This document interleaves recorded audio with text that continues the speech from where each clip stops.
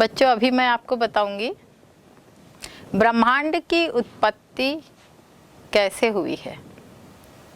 ब्रह्मांड की उत्पत्ति के संबंध में जो आधुनिक मत है, इसमें बिग बैंग थ्योरी ये हमारे सामने में आती है।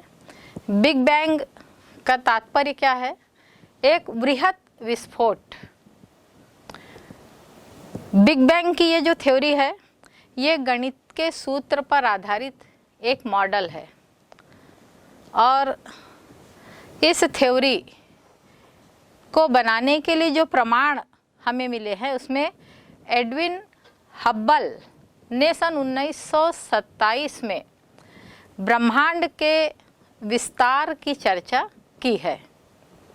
इन्होंने बताया कि आकाश गंगा, इनके बीच की दूरी निरंतर बढ़ती चली जा रही है और उसके कारण ब्रह्मांड का विकास होता है।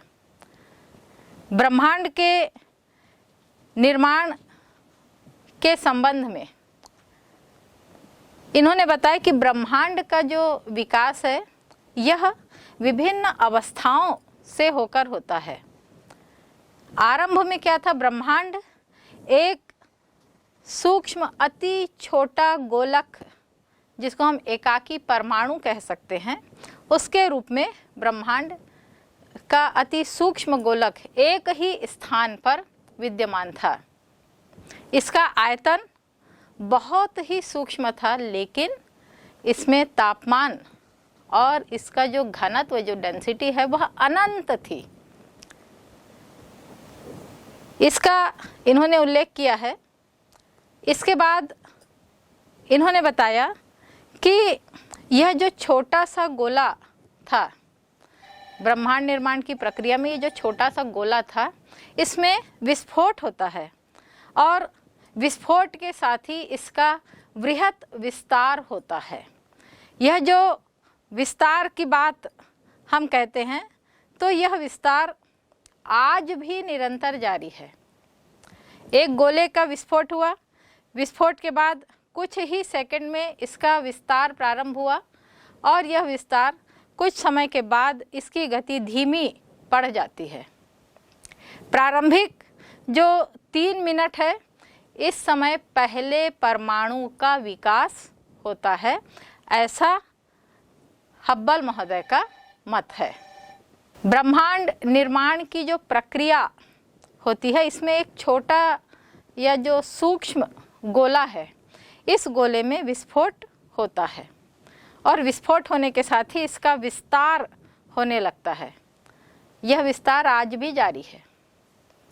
जब इसका विस्तार होता है तो प्रारंभिक 3 मिनट में इन्होंने बताया कि पहले परमाणु का विकास हुआ, पहले परमाणु का निर्माण हुआ है। विस्फोट के बाद 1 सेकंड में बृहत विस्तार होता है प्रारंभ में, और उसके बाद विस्तार की गति क्रमशः धीमी पड़ने लगती है। इस प्रकार की जो घटना है, यह घटना लगभग 13.7 अरब वर्ष पहले की मानी गई है और उसके बाद फिर आगे इन्होंने बताया कि बिग बैंग के विस्फोट के बाद, बिग बैंग का मतलब ही है बृहत विस्फोट, और उसके लगभग 3 लाख वर्षों के दौरान तापमान धीरे धीरे कम होने लगा और लगभग 4500 डिग्री केल्विन तक तापमान गिर जाता है। और इसके कारण क्या हुआ कि परमाणुीय पदार्थ जो हैं, इनका निर्माण होता है और इसके कारण ब्रह्मांड पारदर्शी हो जाता है। आकाशगंगा का निरंतर विकास हो रहा है। यह इसका विस्तार जो निरंतर हो रहा है, इसका तात्पर्य है कि आकाश गंगा के बीच की दूरी निरंतर बढ़ती चली जा रही है। इसका एग्जाम्पल हम देख सकते हैं। एक गुब्बारा यदि हम ले लें और उस गुब्बारे में यदि हम कुछ निशान लगा दें, फिर हम गुब्बारा फैलाते हैं, तो हम देखते हैं कि गुब्बारों के बीच की दूरी में निरंतर विकास हो रहा है, लेकिन यह विस्तार बहुत छोटा है।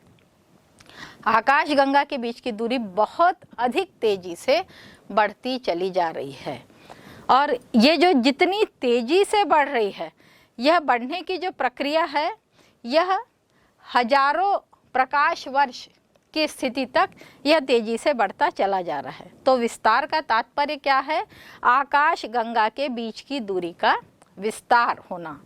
और इस विस्तार के कई प्रमाण आज भी हमें निरंतर मिल रहे हैं, और इसीलिए वैज्ञानिक आज भी ब्रह्मांड के विस्तार के पक्षधर हैं।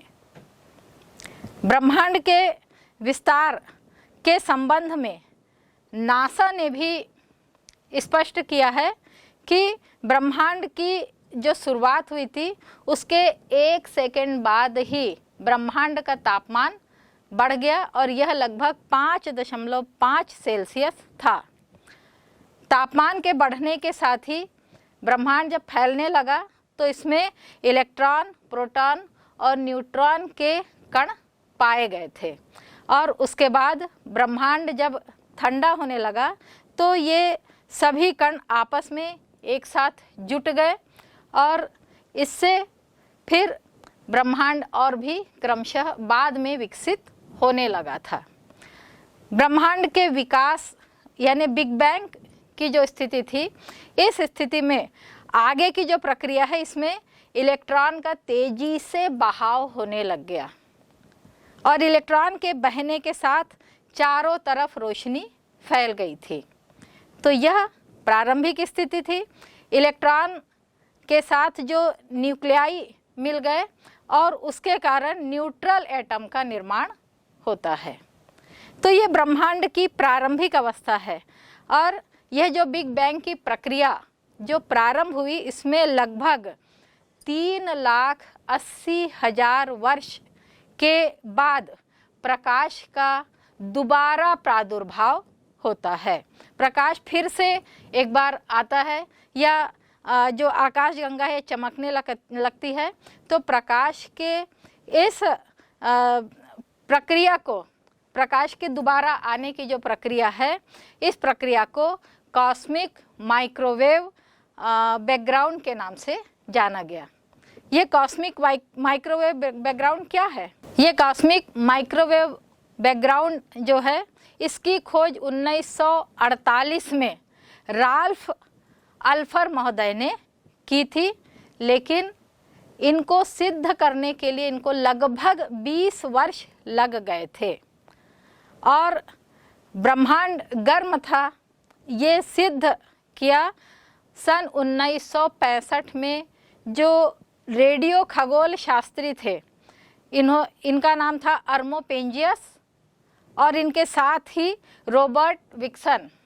इन दो विद्वानों ने मिल करके ये जो कॉस्मिक माइक्रोवेव बैकग्राउंड नाम की जो तरंग है, इस तरंग की खोज की थी, और इन्होंने बताया कि ये जो तरंग है ये लगभग 270.425 डिग्री सेल्सियस तापमान की है। और इस तरंग की खोज के बाद बिग बैंग सिद्धांत को पुख्ता सबूत मिल गया था।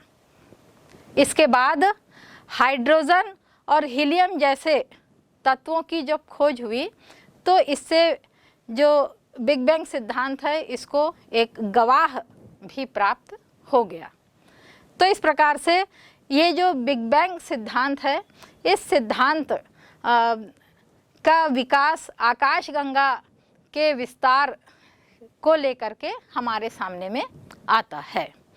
सन 1927 में जॉर्जेस लेमात्रे ने भी यही बताया था कि एक बिंदु से आकाशगंगा का जो विस्तार हुआ है और उससे जो ब्रह्मांड की उत्पत्ति हुई है, इसको लगभग 14 बिलियन वर्ष लग गए थे इतने विकास होने के लिए। तो इस प्रकार से ब्रह्मांड का विकास और इसके विस्तार में ये जो बिग बैंग थ्योरी है ये काफ़ी महत्वपूर्ण मानी गई है। इसके बाद हम देखते हैं तारों का निर्माण कैसे हुआ। जैसा कि अभी मैंने बताया बच्चों कि आकाश गंगा का निरंतर विस्तार हो रहा था। आकाश गंगा के विस्तार के साथ असंख्य तारों का समूह था और इनका भी विस्तार हो रहा था। इनके जो बीच की दूरी है ये हजारों प्रकाश वर्ष की दूरी थी। लगभग 80 से 1.5 लाख हजार प्रकाश वर्ष दूरी में ये तारे विस्तृत हो रहे थे। ये जो तारे हैं ये हाइड्रोजन से बने हुए विशालकाय पिंड थे और इनके बीच में बादलों का संचयन हुआ था। इस प्रकार से एक निहारिका से जो गैस पिंड बने हुए थे यही आगे चल कर के तारे बने। तारों का विकास आज से लगभग 5 से 6 अरब वर्ष पूर्व हुआ, ऐसा बिग बैंग थ्योरी या अन्य सिद्धांत इस बात की पुष्टि करते हैं। तारों के बाद आइए हम देखते हैं ग्रहों का निर्माण कैसे हुआ। बच्चों, हम जानते हैं कि ग्रह क्या है। पृथ्वी एक ग्रह है जिस पर हम निवास करते हैं। सूर्य से उत्पन्न जो 9 ग्रहों की बात हम करते हैं यह सभी ग्रह प्लेनेट कहलाते हैं। ये जो ग्रह कैसे बने, तो जो निहारिका का जो गुत्थित झुंड था, इन झुंडों में जब गुरुत्वाकर्षण पैदा हुआ और गैसीय बादल जो है ये छोटे छोटे क्रोड में बदल गए थे और इस प्रकार से एक क्रोड और उसके चारों तरफ गैस और धूल के कण ये चारों तरफ इस क्रोड के घूमने लगे और ये इन्होंने एक तश्तरी नुमा आकार का निर्माण कर लिया था। यह ग्रह बनने की प्रारंभिक दशा थी। इसके बाद गैसीय जो संघनन या जिनका विस्तार हुआ था, यह क्षेत्र एक क्रोड के चारों तरफ घूम रहा था और इसके कारण यह जो क्रोड था ये धीरे धीरे गोले के रूप में विकसित होने लगा। ये गोले में क्या थे कि कई छोटे छोटे अणु जो है ये पारस्परिक आकर्षण के कारण एक दूसरे के करीब आने लगे और इस प्रकार से छोटे से ग्रहाणु का विकास हुआ। आकर्षण कब हुआ? जब इनमें गुरुत्वाकर्षण था। तो ग्रहाणु में गुरुत्वाकर्षण का विकास होने लगा और इसके कारण ये कई तत्वों को अपने में आत्मसात करने लगा। जितने भी धूल गैस के तत्व जो थे इन तत्वों को ये आत्मसात करने लगा और उससे छोटे छोटे पिंडों का निर्माण हुआ। यह पिंड जब अधिक संख्या में हो गए तो इससे ग्रहाणुओं का निर्माण होता है। इसके बाद की जो अवस्था है इसमें ये छोटे छोटे ग्रहाणु जब काफ़ी विस्तृत हो गए, संवर्धित हो गए, इनका आकार बढ़ने लगा तो ये ग्रहों के रूप में परिणित होने लगे। तो इस प्रकार से एक निहारिका आकाशगंगा से विकसित होती है और इस निहारिका के ये जो छोटे छोटे पिंड बनते हैं इनसे ग्रहाणु और ग्रहाणु से वृहत ग्रहों का निर्माण होता है। बच्चों, इसके बाद हम आगे में देखेंगे कि सौर मंडल का विकास कैसे हुआ। सौर मंडल शब्द से आप सभी परिचित हैं बच्चों। हम सौर मंडल किसे कहते हैं? सूर्य के चक्कर लगाने वाले विभिन्न ग्रह और उपग्रह, कोई छोटे क्षुद्र ग्रह है, ये सभी मिलकर के एक सौर मंडल का विकास निर्माण करते हैं। ये सौर मंडल, इसकी उत्पत्ति कैसे हुई? निहारिका से। एक आकाशगंगा में फैली हुई एक निहारिका जो है यह सौर मंडल की जनक मानी जाती है। इस निहारिका के ध्वस्त होने से, जैसा भी मैंने बताया कि एक कोड बना है और वो जो कोड है इस कोड का निर्माण से ग्रहाणु और ग्रहों का निर्माण होता है। तो ये जो निहारिका के ध्वस्त होने और कोड बनने की जो प्रक्रिया होती है, यह आज से लगभग 5 से 6 अरब वर्ष पूर्व की मानी गई है। और उसके बाद ग्रह बने, तो ग्रह कब बने? लगभग 4.5 से 5.5 अरब वर्ष पूर्व ग्रहों की उत्पत्ति या निर्माण संबंधी प्रक्रियाएं प्रारंभ हुई है। बच्चों, आप जानते हैं कि जो हमारा सौर मंडल है, इस सौर मंडल में एक सूर्य है, 8 ग्रह है, 63 उपग्रह है और लाखों छोटे छोटे पिंड या क्षुद्र ग्रह विद्यमान हैं। बच्चों, मैंने 8 ग्रहों का उल्लेख किया है, जबकि हमने हमेशा 9 ग्रहों का अध्ययन किया है। आपको पहले ही बता दूं कि जो 9वां ग्रह, जिसे हम प्लूटो के नाम से जानते थे, सन 1930 में इस ग्रह की खोज हुई थी और इसको सौर मंडल का एक सदस्य 9 ग्रहों के रूप में मान लिया गया था। लेकिन 2006 में प्लूटो को ग्रह के रूप में जो मान्यता मिली थी, इस मान्यता को वापस ले लिया गया। उसका कारण क्या था कि जो ग्रह हैं, उन ग्रहों को हम जो ग्रह कह रहे हैं, इसके लिए हमने कुछ शर्तें बनाई हैं, कुछ नियम बनाए हैं। और इस शर्तों के तहत ये कौन कौन सी शर्तें हैं कि ये जो ग्रह विस्तार हुआ था, यह क्षेत्र एक क्रोड के चारों तरफ घूम रहा था और इसके कारण यह जो क्रोड था, ये धीरे धीरे गोले के रूप में विकसित होने लगा। ये गोले में क्या थे कि कई छोटे छोटे अणु जो है, ये पारस्परिक आकर्षण के कारण एक दूसरे के करीब आने लगे और इस प्रकार से छोटे से ग्रहाणु का विकास हुआ। आकर्षण कब हुआ? जब इनमें गुरुत्वाकर्षण था। तो ग्रहाणु में गुरुत्वाकर्षण का विकास होने लगा और इसके कारण ये कई तत्वों को अपने में आत्मसात करने लगा। जितने भी धूल गैस के तत्व जो थे, इन तत्वों को ये आत्मसात करने लगा और उससे छोटे छोटे पिंडों का निर्माण हुआ। यह पिंड जब अधिक संख्या में हो गए तो इससे ग्रहाणुओं का निर्माण होता है। इसके बाद की जो अवस्था है, इसमें ये छोटे छोटे ग्रहाणु जब काफ़ी विस्तृत हो गए, संवर्धित हो गए, इनका आकार बढ़ने लगा, तो ये ग्रहों के रूप में परिणित होने लगे। तो इस प्रकार से एक निहारिका आकाशगंगा से विकसित होती है और इस निहारिका के ये जो छोटे छोटे पिंड बनते हैं, इनसे ग्रहाणु और ग्रहाणु से वृहत ग्रहों का निर्माण होता है। बच्चों, इसके बाद हम आगे में देखेंगे कि सौर मंडल का विकास कैसे हुआ। सौर मंडल शब्द से आप सभी परिचित हैं बच्चों। हम सौर मंडल किसे कहते हैं?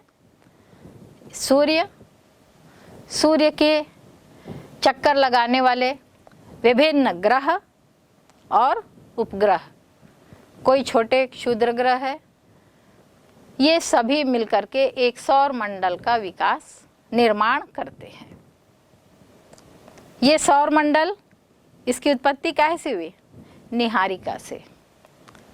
एक आकाशगंगा में फैली हुई एक निहारिका जो है, यह सौर मंडल की जनक मानी जाती है। इस निहारिका के ध्वस्त होने से, जैसा अभी मैंने बताया कि एक कोड बना है और वो जो कोड है, इस कोड का निर्माण से ग्रहाणु और ग्रहों का निर्माण होता है।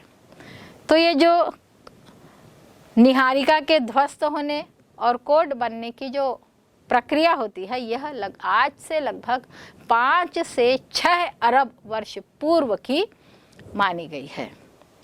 और उसके बाद ग्रह बने। तो ग्रह कब बने?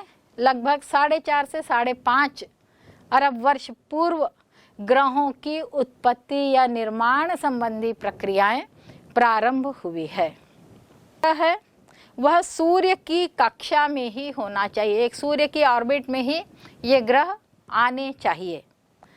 फिर ये ग्रह भारी होने चाहिए। भारी होने का तात्पर्य है कि ये जब ग्रह भारी होंगे और बड़े होंगे, एक गोले के रूप में बनेंगे, तो इनमें गुरुत्वाकर्षण होगा। जब इसमें गुरुत्वाकर्षण होगा तभी ये ग्रह स्वतंत्र रूप से कार्य कर सकेंगे। यह भी उसके ग्रह को बनने के लिए एक शर्त है। और तीसरी जो शर्त है कि सूर्य की कक्षा में यह ग्रह तो होगा, लेकिन सभी ग्रहों के अलग अलग ऑर्बिट है, अलग अलग कक्षाएं हैं। तो ये ग्रह, कोई भी ग्रह किसी दूसरे की कक्षा को काटना नहीं चाहिए। प्रत्येक के स्वतंत्र कक्षा है और इस स्वतंत्र कक्षा में ये सूर्य का चक्कर लगाती है। ये 3 शर्तों की पूर्ति करने वाले ग्रह को हम ये 3 बातें जो है इसको हम ग्रह की संज्ञा प्रदान करते हैं।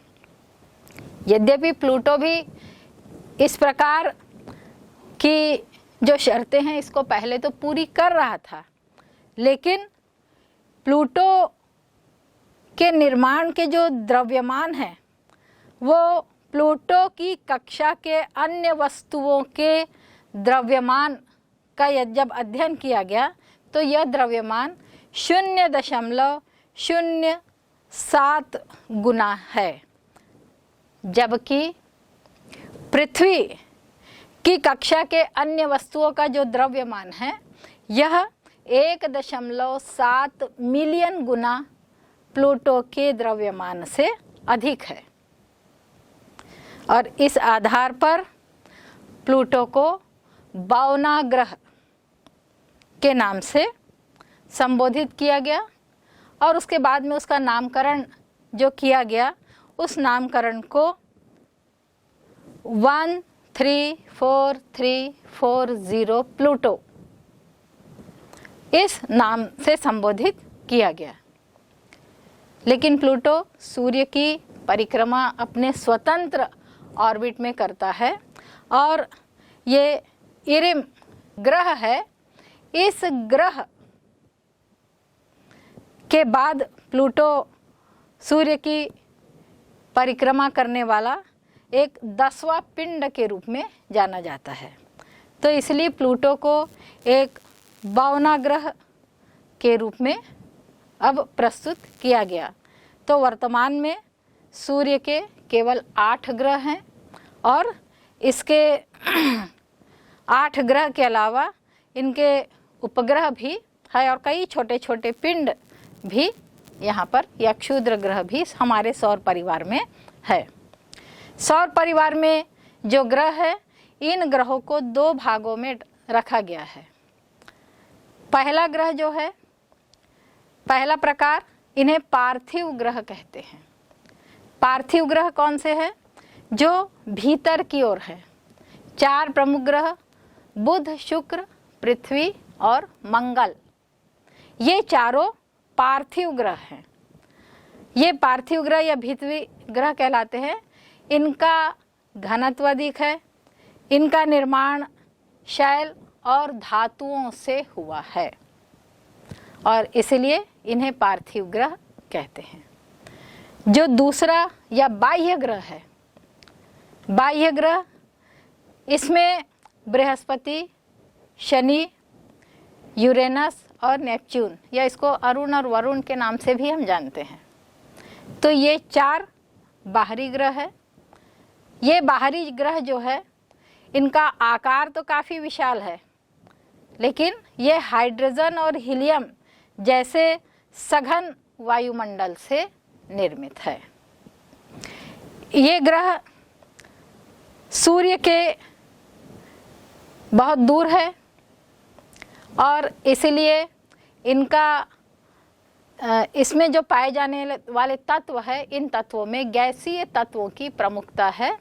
अन्य तत्व यहाँ पर बहुत कम पाए जाते हैं। सूर्य के पास वाले ग्रह को पार्थिव ग्रह और या आंतरिक ग्रह और बाहर पाए जाने वाले ग्रहों को हम बाहरी ग्रह क्यों कहते हैं? तो उसका मुख्य कारण जो है कि पार्थिव ग्रह जो है वह सूर्य के अधिक पास है और यहाँ पर तापमान की अधिकता है। इन क्षेत्रों में गैसों का जो संघनन या घनीभवन बहुत अधिक नहीं हो पाया है और उसके कारण इस क्षेत्र में जो सोलर या सौर पवनें जो थी, ये पवनें यहाँ से बह करके काफ़ी दूर चली गई है। सौर वायु सूर्य के नज़दीक जो अधिक शक्ति होने के कारण ये इन वायु का प्रवाह अन्य क्षेत्र में हो गया। ये पार्थिव ग्रह के पास इस प्रकार की सौर वायु नहीं है। और उसके अलावा यहाँ पर जो गैस और बादल और धूल के जो कण थे, इसको भी ये सौर वायु अपने साथ उड़ा करके ले गई है। फिर इनका आकार छोटा है, इनमें गुरुत्वाकर्षण जो है यह कम है और यहाँ पर जो भी निकली हुई गैस है, जो सौर गैसें है, ये यहाँ पर नहीं टिक पाई है। उसके कारण इन ग्रहों को पार्थिव ग्रह कहा गया है। जबकि यदि हम ग्रहों के घनत्व को देखें तो सूर्य के पास वाले जो ग्रह है बुध, शुक्र, पृथ्वी और मंगल, इनका घनत्व अपेक्षाकृत अधिक है, जबकि जो बाहरी ग्रह है इनका घनत्व बहुत कम है। इसमें यदि सबसे अधिक घनत्व तो पृथ्वी का है। पृथ्वी का घनत्व कितना है बच्चों? आपको बता रही हूँ कि पृथ्वी का घनत्व 5.52 क्यूबिक ग्राम है। जबकि शनि एक बड़ा ग्रह है लेकिन इसका घनत्व सबसे कम है। शनि का जो घनत्व है यह 0.69, यानी बहुत ही कम घनत्व का यह शनि ग्रह है। न केवल शनि ग्रह बल्कि बाहरी सभी ग्रहों का घनत्व कम है। बच्चों, आप यहाँ पर इस चार्ट के माध्यम से विभिन्न ग्रहों का घनत्व, ग्रहों की सूर्य से दूरी और इन ग्रहों का अर्धव्यास आदि का अध्ययन हम इस चार्ट के माध्यम से कर सकते हैं। तो ये तो एक ग्रहों के बारे में सूक्ष्म जानकारी मैंने आपको दी अभी। इसके बाद हम आगे देखेंगे चंद्रमा क्या है। बच्चों, सूर्य से पृथ्वी या अन्य ग्रहों की दूरी को हम इस चार्ट के माध्यम से समझ सकते हैं। आप यहाँ पर देख सकते हैं कि यदि हम दूरी की बात करें तो यह दूरी जो है लाख किलोमीटर में दी गई है। उसी प्रकार से इनका जो घनत्व है, यह घनत्व 10 घन किलोग्राम क्यूब में दिया गया है और इनके उपग्रहों की संख्या भी यहाँ पर बताई गई है। बच्चों, जैसे बुध ग्रह है तो बुध ग्रह की जो दूरी है यह 0.387 है, जबकि शुक्र 0.723 पर स्थित है।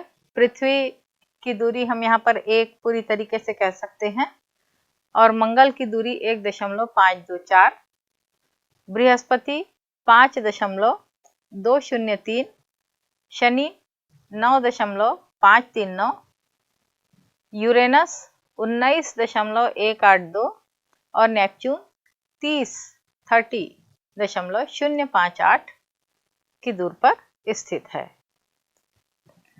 यहाँ पर सूर्य से जो दूरी खगोलकीय एकक में है, अर्थात पृथ्वी की मध्यमान दूरी यदि हम देखें तो ये 14,95,98,000 किलोमीटर, जिसको हम 1 के बराबर कहे हैं, तो उसी के आधार पर ये दूरी निर्धारित की गई है।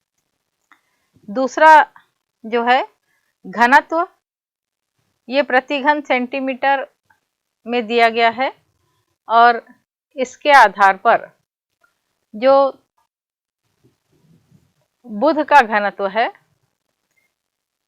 यह 5.44, शुक्र का 5.245, पृथ्वी का 5.51, मंगल का 3.945, बृहस्पति का 1.33, शनि का 0.70, यूरेनस का 1.17 और नेपच्यून का 1.66। यहाँ पर हम देखेंगे प्रत्येक ग्रह का जो अर्धव्यास बना हुआ है इसका भी हम अध्ययन करेंगे। अर्धव्यास जो है, यदि भूमध्य रेखा का अर्धव्यास ये है 6378.13 किलोमीटर है। यदि हम इसको 1 मानते हैं तो अन्य ग्रहों का अर्धव्यास जो है यह बुध का 0.383, शुक्र का 0.949, पृथ्वी का तो हमने जैसे बताया 1 माना है, मंगल का 0.533, बृहस्पति का 11.19, शनि का 9.460, यूरेनस का 4.11 और नेपच्यून का है 3.88। इसी प्रकार से इनके उपग्रहों की संख्या, बुध शुक्र के कोई उपग्रह नहीं है, पृथ्वी का 1 उपग्रह है, मंगल के 2 उपग्रह हैं, बृहस्पति के लगभग 61 उपग्रह माने गए हैं और शनि के 31 उपग्रह है। इसी प्रकार यूरेनस के 27 और नेपच्यून के 13 उपग्रह माने गए हैं। तो ये इस प्रकार से हम ग्रहों की विभिन्न स्थितियों का अध्ययन यहाँ पर करते हैं।